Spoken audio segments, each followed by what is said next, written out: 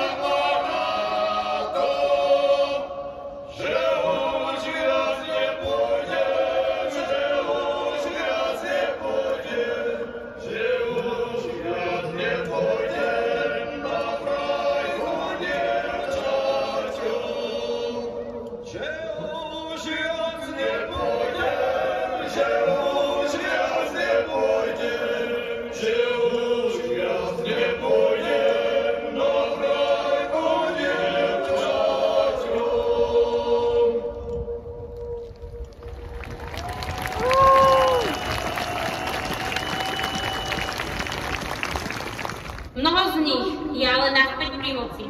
A tak ako predtým, ani dnes nechápu niektoré základné veci. Na úrade vlády sú opäť ľudia, ktorí namiesto záujmu občanov pracujú viac pre vlastné kšefty. Pre Putina robia!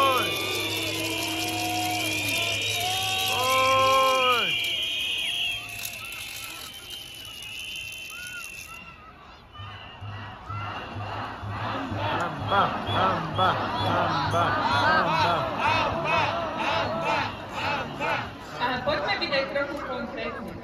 Aj vďaka odhaleniam Jána Kuciaka a jeho kolegov novinárov sa na Slovensku začali vyšetrovať veľké kauzy. Pamätáte si, ako každý týždeň každá nová kauza vyplavala na povrch. Súčasná vláda ale pre svojich ľudí, ktorí boli v týchto kauzách vyšetrovaní, vybavila odpustky zmenou trestného zákona.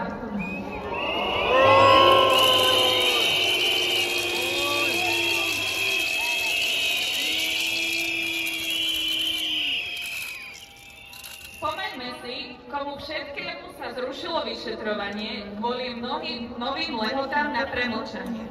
Tak napríklad Petrovi Žigovi, bývalému ministrovi hospodárstva, ktorý čelil obvinenia z korupcie.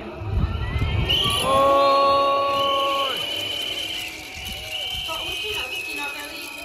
účinnosti novely trestného zákona bolo jeho trestné stíhanie zastavené z dôvodu premlčania.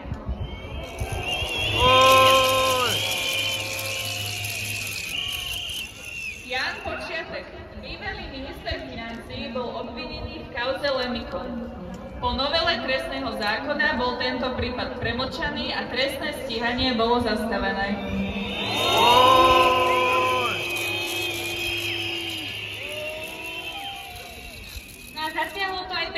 Kažimíra, guvernéra Národnej banky Slovenska, ktorý čelil obvineniu z korupcie.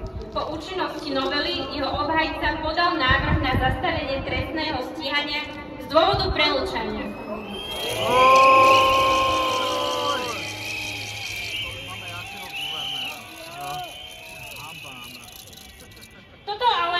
Toto všetko, však všetci sme to počuli už niekoľkokrát a vieme o tom, bohužiaľ, ale nie je to jediný výsledok ich práce.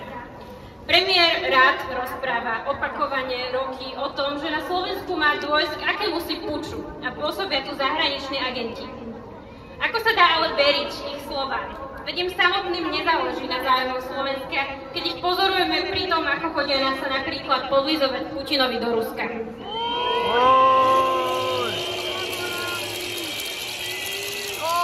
Boran! Zradca Slovenska! Hlasný zradca! Hlasný zradca! Hlasný zrada! Hlasný zrada! Hlasný zrada! Ale viete, v čom sú dobrí? V zastieracích manévroch. Robia to preto, že chcú zakryť reálne problémy, ktoré svojim riadením krajiny spôsobili bežnému životu Sloveniek a Slovákov. Údaje Eurostatu o čistom priemernom príjme, ktorý je upravený na základe parity kúpnej sily, ukazujú alarmujúce čísla. Dnes zarábame rovnako, ako sme zarábali v roku 2012.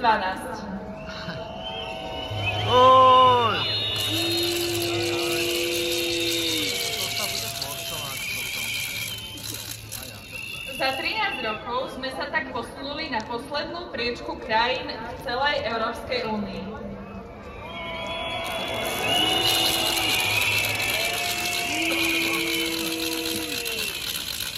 Slovensko sa naďalej zadlžuje. Pritom máme najhoršie čerpanie eurofondov v krajinách V4. Na konci roka 2024 sme boli len na 3% z celkového čerpania eurofondov na toto obdobie. Pritom sú to kľúčové zdroje na rozvoj celého Slovenska. O tom by vedeli rozprávať samosprávy.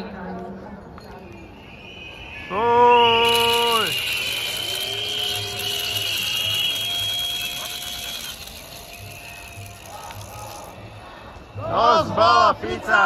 Dosť bolo Fica! Dosť bolo Fica! Dosť bolo Fica! Dosť bolo Fica! Popri tom celom sledovaní ich neúspechov sa tu koalícia bije o ministerstvo športu, aby ostala ako tak zlepená. Mladí ľudia, ktorí tu ostali žiť na strednom Slovensku, sa dnes boja o svoje domy, lebo ich možno zaleje priehrada, o ktorej nič nevieme. O prizývaní odborníkov do diskusie ani nehovorím.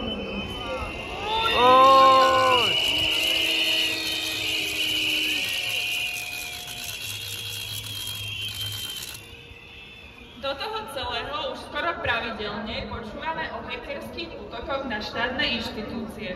Prečo? Lebo tu za roky nikto nevytvoril zdravú a schopnú digitalizáciu štátu, ale mnohí sa na nej stihli nabaliť. Príklad katastra, kedy sme nemohli kupovať či predávať náš osobný majetok a dodnes vlastne nevieme, čo sa s dátami z katastra stalo, je len vrcholom tohto ľadovca.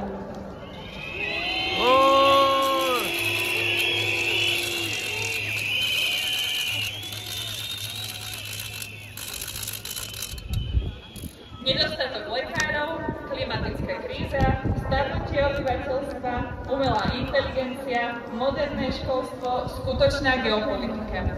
Na tieto výzvy chceme počuť riešenia. Nesledovať lety do Moskvy za naše peniaze, z ktorých sa dozvieme len toľko, koľko stojí maslo v Rusku, ale to, koľko rakiet Rusko páli smerom na západ, ich už nezaujíma.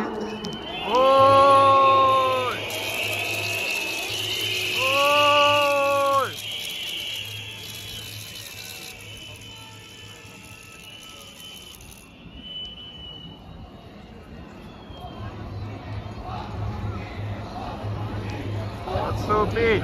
Odstúpiť! Odstúpiť! Odstúpiť! Odstúpiť! Odstúpiť! Odstúpiť!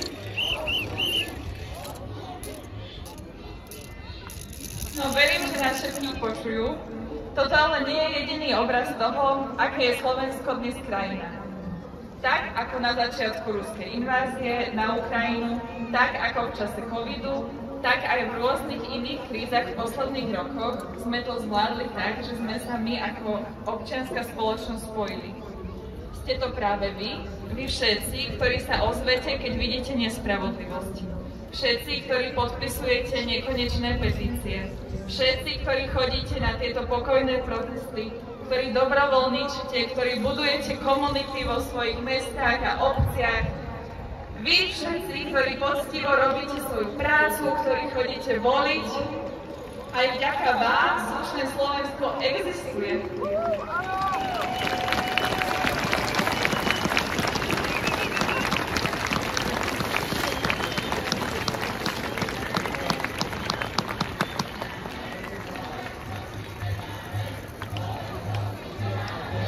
Slovensko si nedáme! Slovensko si nedáme! Slovensko si nedáme! Slovensko si nedáme! Slovensko si nedáme a sme veľmi radi, že dnes večer tu nie sme sami a celé toto zhromaždenie organizujeme spoločne s iniciatívou Mier Ukrajine. Už týždne chodíme aj my všetci na protesty, ktoré odvážne organizujú aj napriek zbabelým útokom práve z tohto úradu vlády. Ďakujeme vám.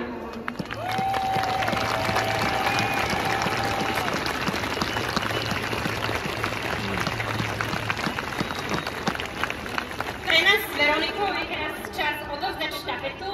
Na pódium teraz privítavame moderátorov zvyšku večera, Zuzanu Išákovú a Rastia Kalnoviča z iniciatívy Mier Ukrajine. Ďakujeme, že ste s nami.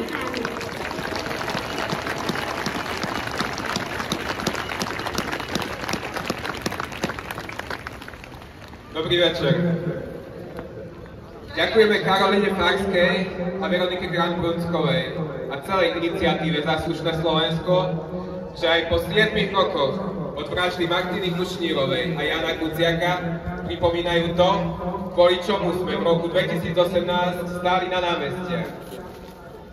A budeme stáť naďalej, kým sa vražda novinára a jeho snúbenice nevyšetrí. Budeme tu stáť naďalej, kým zo Slovenska nebude prodemokratická, proeurópska a prosperujúca krajina. V živote každej krajiny zohráva zásadnú úlohu kultúra. Práve kultúra formuje našu identitu, spája nás a inšpiruje k zmene. Privítajme na pódiu herca, ktorý prostredníctvom svojej práce neustále zviditeľňuje kultúrne hodnoty a angažovanosť našej spoločnosti. Herec, ktorý svojím talentom a odhodlaním dokazuje, akú moc má umenie v pozitívnom ovplyvňovaní našich životov. Richard Stanke a kolegovia.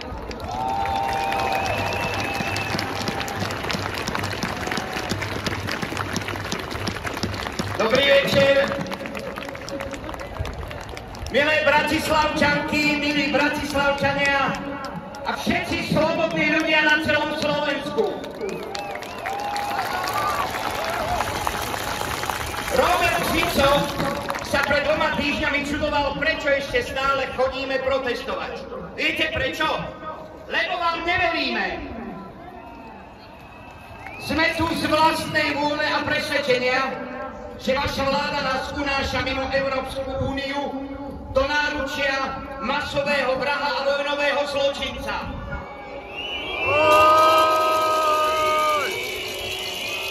A takúto budúcnosť si pre seba ani pre ďalšie generácie neželáme. My nemáme dôvod veriť Ficovým slovám, že o odchode z Európskej únie neuvažuje. Už x-krát nám ukázal, že jeho slovo je prd do stromovky a nemá problém svoj postoj kedykoľvek zmeniť.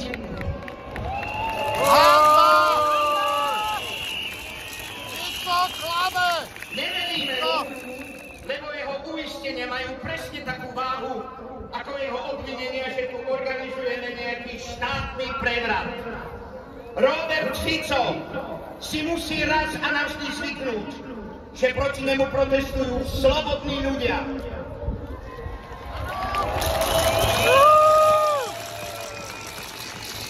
A na to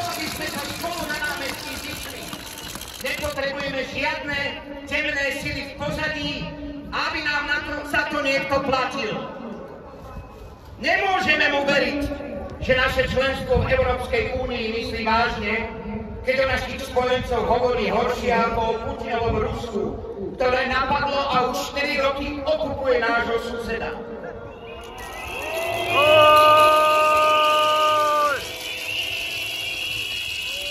Keď našich spojencov nazýva krvilačnými, ale s tým, kto sám má krv na rukách, sa v Moskve objíma.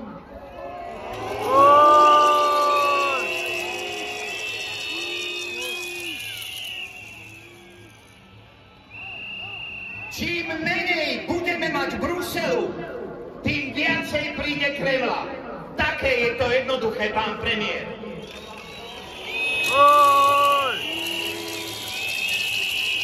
A nemôžeme Robertovi Ficovi veriť ani to, že má záujem na dobrých susedských vzťahoch, keď nášho východného suseda Ukrajinu obviní z organizovania vymysleného prevratu. Čo si jeho voliči teraz môžu myslieť o Ukrajincoch? A čo si môžu myslieť Ukrajinci o nás? Celé generácie si nás budú pamätať ako tých, ktorí sa pridali na stranu agresora, keď ich vraždil a usiloval o ich slobodu.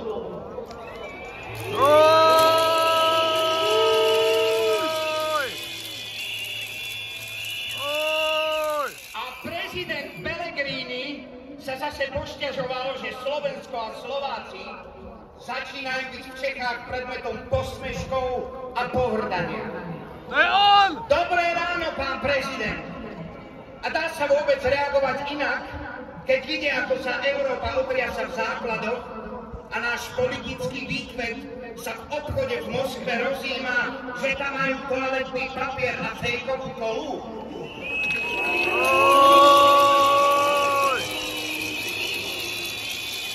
No nie len Češi nechápu, pán prezident.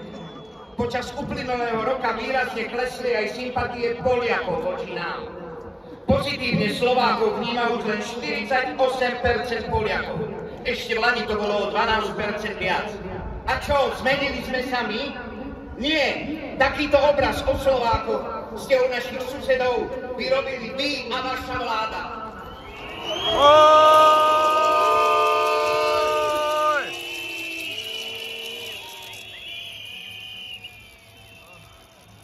Rovnako ako ničí všetky fungujúce a slobodne zmýšľajúce inštitúcie na Slovensku. Slovenskú národnú galériu už 3 nekompetentnými riaditeľmi za pol roka položili. A teraz je na rade Slovenské národné divadlo.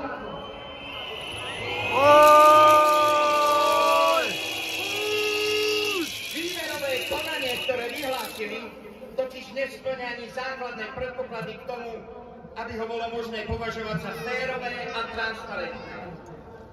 Ale našu tvorivú slobodu ani náš vlastný názor neumlčia žiadnymi nariadeniami ani silou. Za seba aj všetkých svojich kolegov môžem čestne prehlásiť, že ich výhražok sa nezľakneme.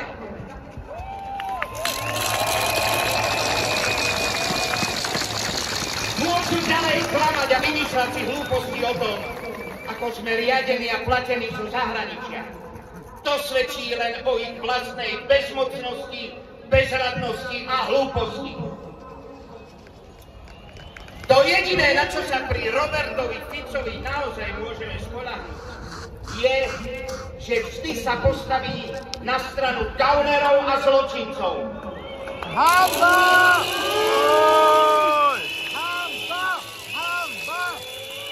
Ako sa na ňu postavil aj pri vražde Jána Kuciaka a Martiny Kušnírovej, keď ho viac zaujímal osud tých, ktorí Kočnerovi dláždili cestu, ako smútok ich rodičov nad stratou vlastných detí.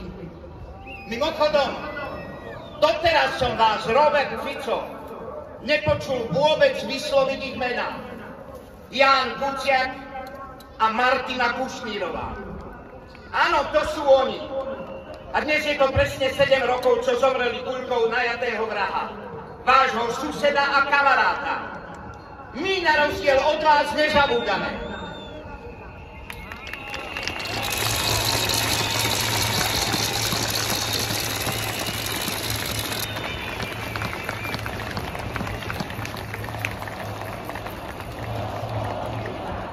Dosť bolo Fica! Dosť bolo Fica! Dosť bolo Fica! Dosť bolo Fica! Dosť bolo Fica! Dosť bolo Fica! Robert Fico zneúctil krv, ktorú za svoju slobodu preliali tí, čo na Ukrajine padli za jeho demokraciu a slobodu. Je úbohé vyrobiť z obete vojny svojho nepriateľa, z agresora spojenca a ešte očakávať, že my to prejdeme bez povšimnutia.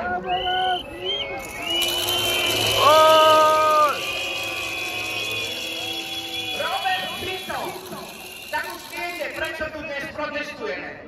Sme slobodní a zodpovední ľudia, ktorí tej vašej hrubosti, necitlivosti, zákernosti a klamstiev už majú dosť.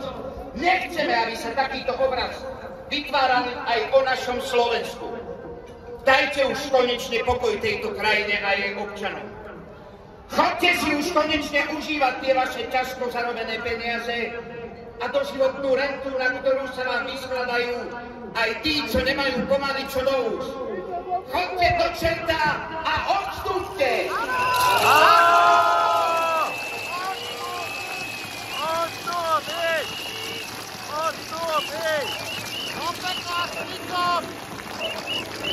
Odstúpiť! Odstúpiť! Odstúpiť! Odstúpiť! Odstúpiť! Odstúpiť! Odstúpiť! Odstúpiť! Odstúpiť! Odstúpiť! Odstúpiť!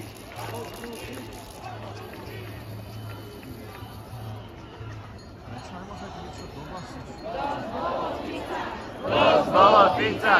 Dosť bolo Fica! Dosť bolo Fica! Dosť bolo Fica! Dosť bolo Fica! Dosť bolo Fica! Ďakujeme Richardovi Stankemu, že sa neustále angažuje.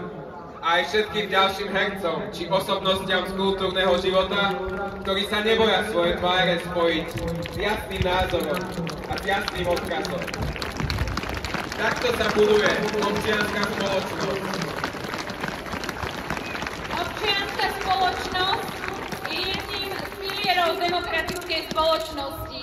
Na Slovensku však v súčasnosti čelíme pokusom o jej umlčanie. Vláda Slovenskej republiky občiansku spoločnosť vykresľuje ako nepriateľov štátu. O to dôležitejšie je, aby neziskové organizácie a občianske iniciatívy vystupovali jednotne a zomknuto.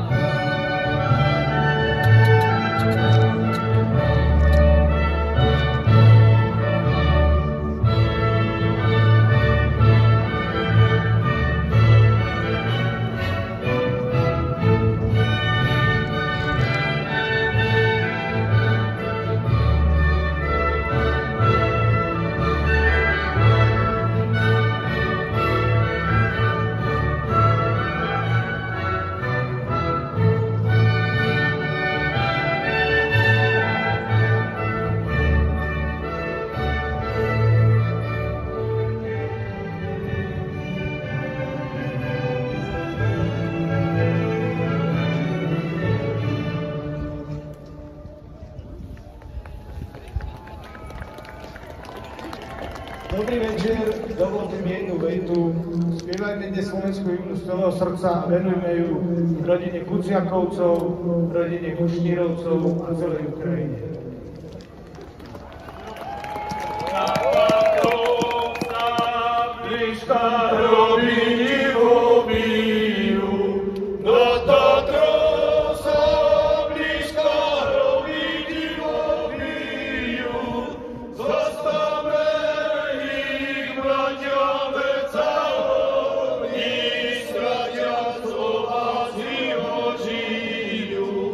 Zastavme ich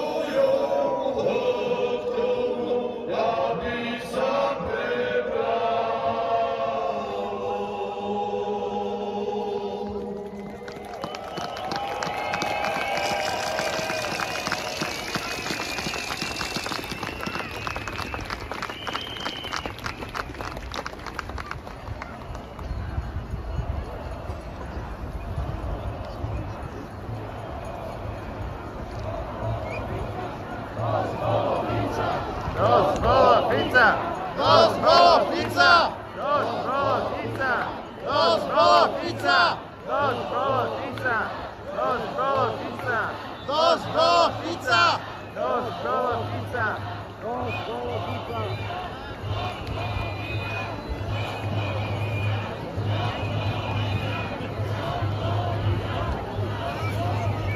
A my ďakujeme a týmto oficiálne ukončujeme toto zhromaždenie. Rozíďte sa domov v pokoji a bezpečne. A o 2 týždne príďte znova. Ďakujeme.